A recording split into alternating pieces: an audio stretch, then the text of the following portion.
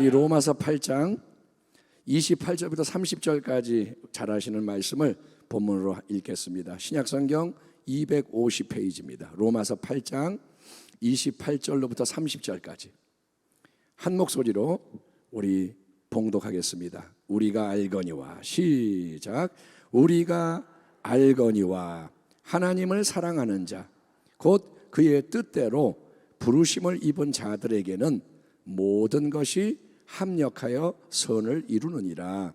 하나님이 미리 아신 자들을 또한 그 아들의 형상을 본받게 하기 위하여 미리 정하셨으니 이는 그로 많은 형제 중에서 맏아들이 되게 하려 하심이니라.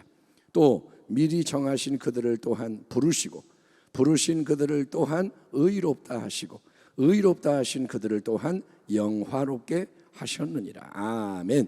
자, 아멘 크게 합시다. 아멘. 저는 오늘 부르신 자들을 향한 하나님의 선하신 뜻을 확신하라, 이런 제목으로 말씀을 나누기 원합니다. 여러분, 주일날 우리가 에베소 2장의 말씀을 통해서 하나님이 우리를 구원하신 이유와 목적이 뭔지에 대해서 말씀을 나눴습니다. 자, 아무도 스스로 자랑하지 못하게 하려 합니다. 하나님은 인간이 내가 이렇게 잘했어요, 내가 이래서 구원을 받았어요, 이렇게 하지 못하도록 하나님이 오직 은혜로 믿는 자에게 구원이라는 새 생명, 새 창조의 기적을 베푸시는 겁니다. 그 이유는 뭐냐? 하나님이 영원 가운데 우리를 미리 아시고, 아멘, 한 명 한 명을 다 하나님이 아시는 거예요. 그리고 하나님이 우리를 위해 예비해 놓으신, 하나님이 계획해 놓으신 선한 일들을 이 땅에 이루게 하려고 하나님이 구원하신다는 겁니다. 그게 우리의 암송 구절 말씀입니다. 우리는 그가 만드신 바라 그리스도 예수 안에서 선한 일을 위하여 지으심을 받은 자니 이 일은 하나님이 전에 예비하사, 영원 가운데 예비하사 우리로 그 가운데서 행하게 하려 하심이라. 아멘. 이 놀라운 성경 진리의 말씀을 남은 생애 동안 우리가 계속 묵상하고 적용해야 할 것입니다. 여러분, 지금 현재 보여지는 내 모습, 또 우리 주변의 환경에 마음이 묶이지 말아야 돼요. 그게 믿음이라는 거예요. 아멘. 내 모습에 묶이지 말고 환경에 묶이지 마라.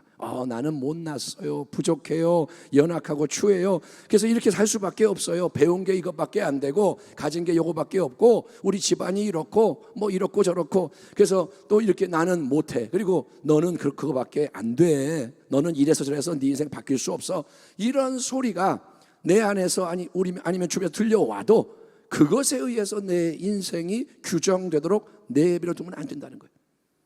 끌려가면 안 된다는 거예요. 따라합니다. 우리는, 크게 합시다, 우리는 끌려가지 말아야 한다. 끌려가는 게 뭐야? 노예예요.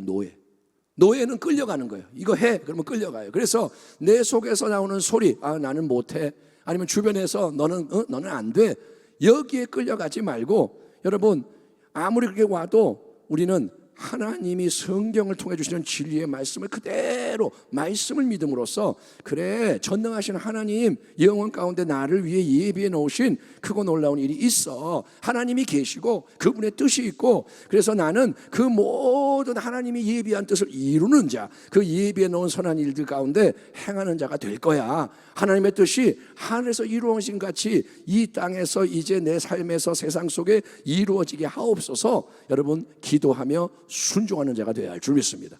아멘. 그게 믿음이라는 거예요. 예. 근데 이제 우리가 이 대목에서 몇 가지 좀 더 주의 깊게 생각해야 하는 부분들이 있습니다. 지난주에 나눈 말씀을 제가 좀 더 이어가는 거예요. 우리가, 여러분, 은혜의 원리, 믿음의 원리에 따라 새 생명의 구원을 선물 받은 성도인데, 그런 성도로서 하나님이 영원 가운데 예비해 놓으신 선한 일을 위해 살아간다는 말은 뭐냐? 첫째, 그거는 승리주의로 오해가 되면 안 됩니다. 그러니까 승리주의에 빠지지 않게 경계해야 한다, 이거예요. 한번 따라합니다. 승리주의를. 한번 따라합니다. 승리주의를 조심해라. 이게 무슨 말일까요? 여러분, 승리주의, 뭐든지 뭐가 주의가 들어가면 조금 주의를 해야 돼요. 여러분이 뭐 하다가 무슨 주의, 세속주의, 무슨 주의, 그러면 신본주의 빼고는 그 주의는 다 좀 이상한 거예요. 그래서 승리주의는 뭐냐? 승리주의는 무조건적으로 맹신적으로 나는 항상 승리한다, 조금의 실패도 없다, 이렇게 우기는 거예요.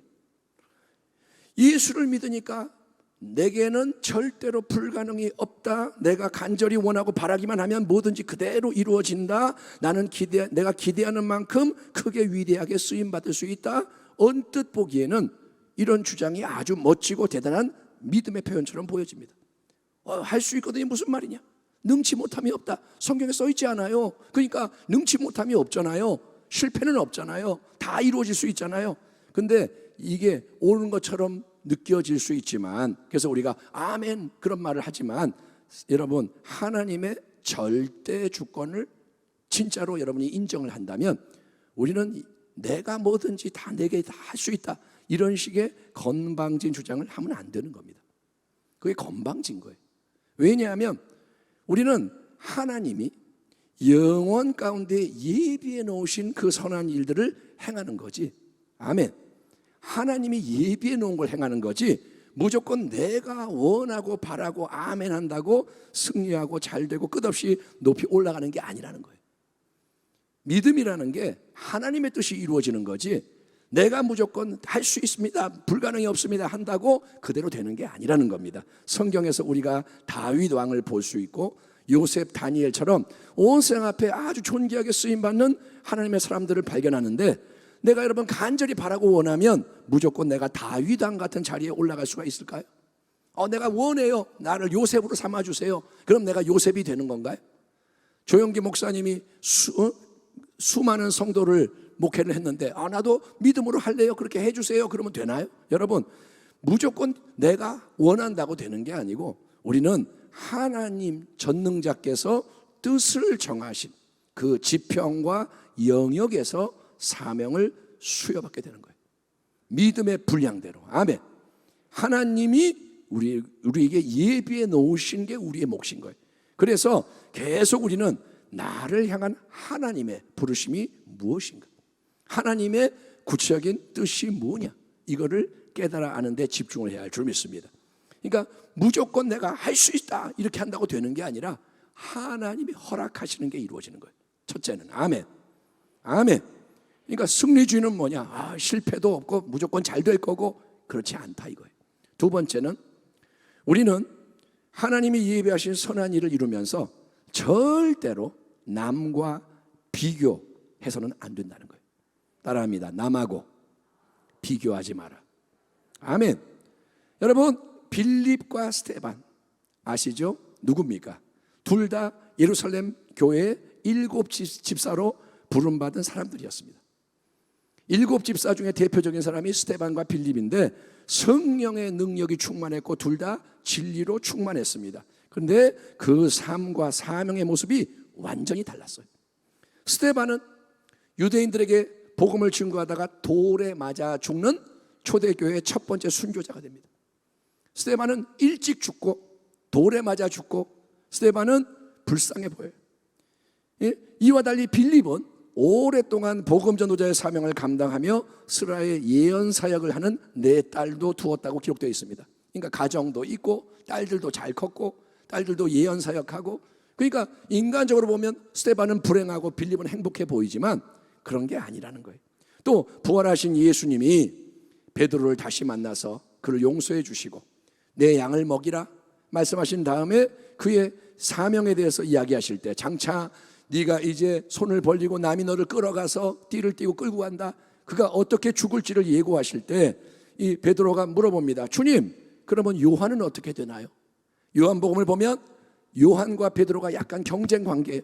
요한은 애제자, 베드로는 수제자. 그래서 요한은 어떻게 돼요? 뒤에 요한이 오는 거 보고 물어보니까 주님의 대답이 뭐냐? 그게 너하고 뭔 상관이냐? 요한을 내가 안 죽게 내버둘지라도 넌 무슨 상관이야? 너는 그냥 나를 따르라. 너에게 예비되어 있는 길 위에서 나와 너는 동행하라, 이렇게 말씀하세요.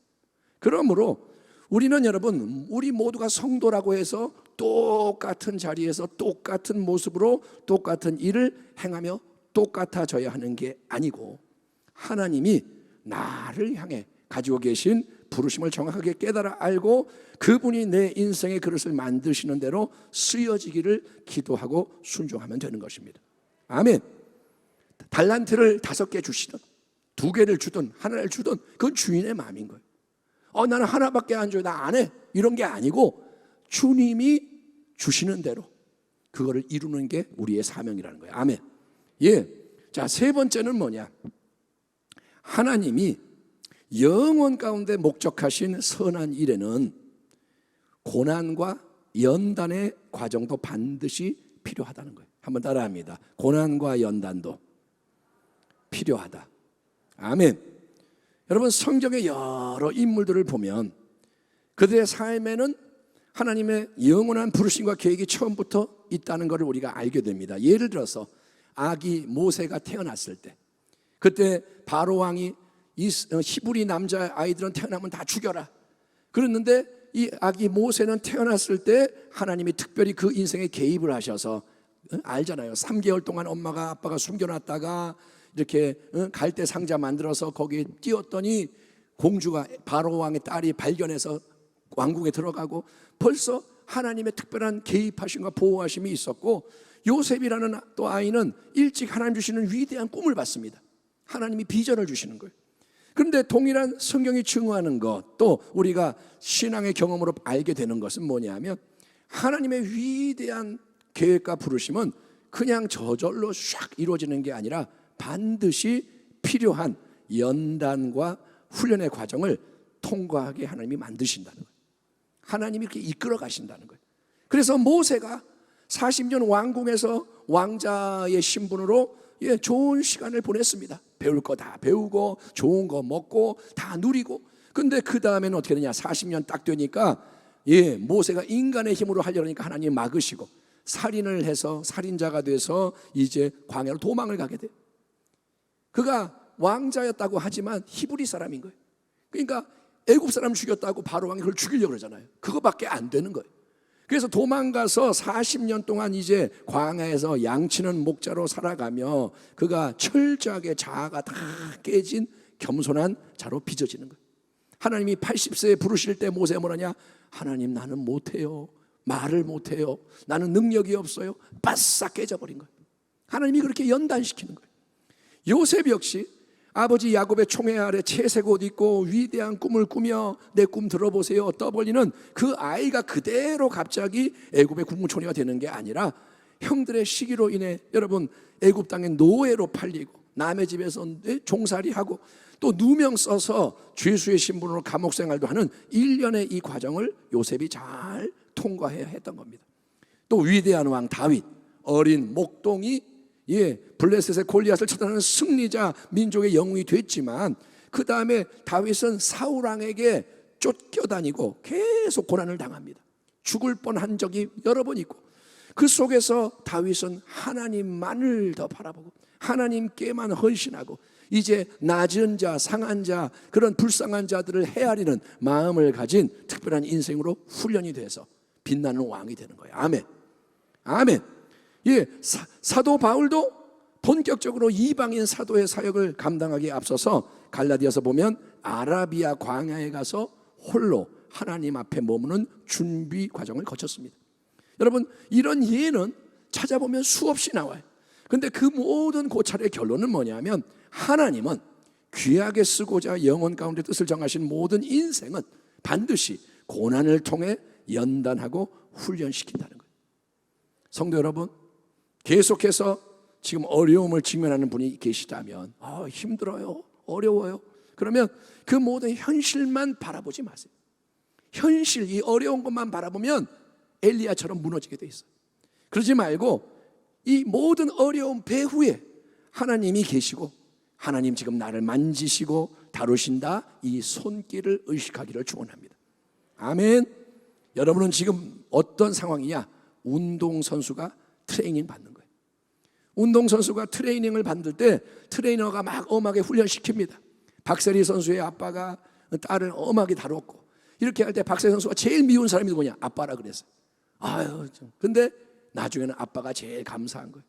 그러니까 엄하게 트레이닝 훈련시킬 때 너무너무 괴롭지만 그 모든 게 자기를 더 귀한 도구로 만들기 위한 연단임을 알게 되면 감사함과 기쁨으로 그 과정을 잘 감당할 수 있고 잘 훈련된 자로서 새로운 땅을 밟게 되는 거예요. 훈련을 밟으면 메달을 따게 되고, 아멘. 그러면 새로운 길들이 열리고, 그런 것처럼 우리도 하나님이 우리를 빚으시는 고난과 연단 훈련을 잘 감당하는 지혜자가 되기를 축원합니다. 따라합니다. 지금이 끝이 아니다. 아멘. 다 지나가요. 이게 끝이 아니에요. 아직 끝나지 않았어요. 그러니까 요셉이 나 안 해, 나 자살해 버릴 거야, 그러면 안 되잖아요. 이게 뭐야, 내가 왜 노예야, 그 다음에 왜 내가 누명을 쓰고 죄수가 되냐, 나 못 살겠다, 이러면 안 되는 거예요. 끝까지 하나님과 동행하는 거예요. 네 번째, 우리 하나님은 부르심을 받은 성도에게 여러분 모든 것이 합력하여 선이 되게 역사하시는 줄 믿습니다.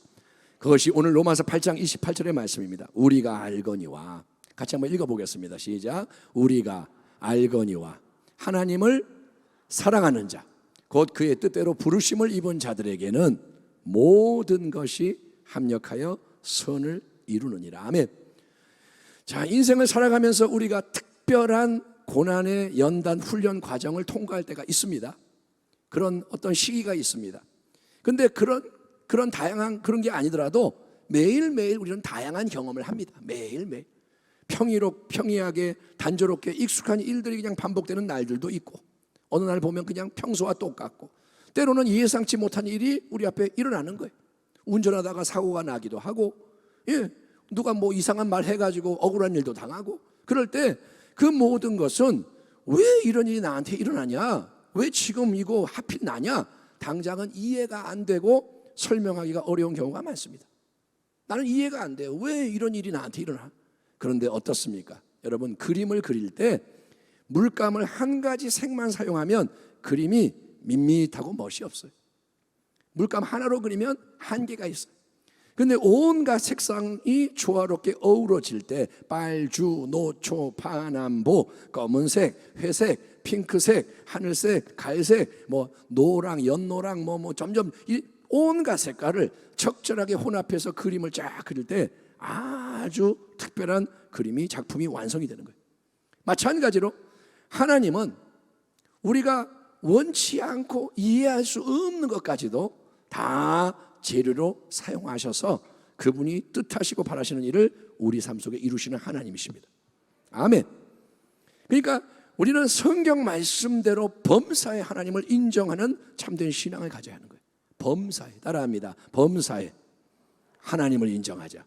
잠언 3장 5절 6절, 너는 마음을 다하여 야훼를 신뢰하고 네 명철을 의지하지 말라. 너는 범사에 그를 인정하라. 그리하면 내 길을 지도하시리라. 아멘. 아멘. 모든 상황 속에 하나님이 함께 계세요. 그걸 믿으세요. 아멘. 하나님을 떠날 수 없어요. 하나님을 벗어날 수 없어요. 어떤 것도 하나님은 항상 함께 하시고, 하나님은 되어지는 모든 일들을 다 보고 계세요. 하나님 없는 자리가 없다니까요.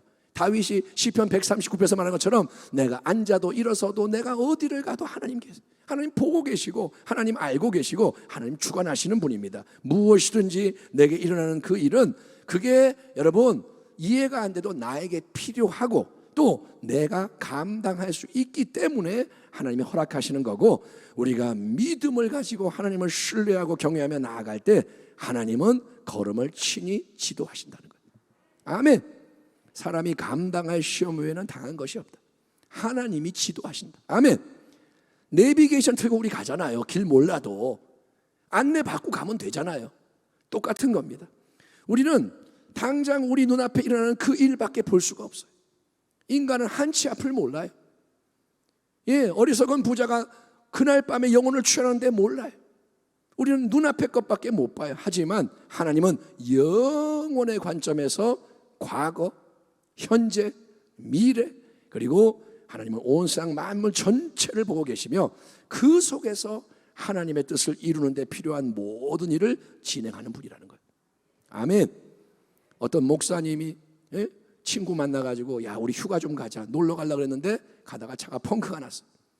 그러니까 목사님이 이게 뭐야 모처럼 휴가인데. 근데 옆에 있는 믿음의 친구가 하나님 뜻이 있겠지.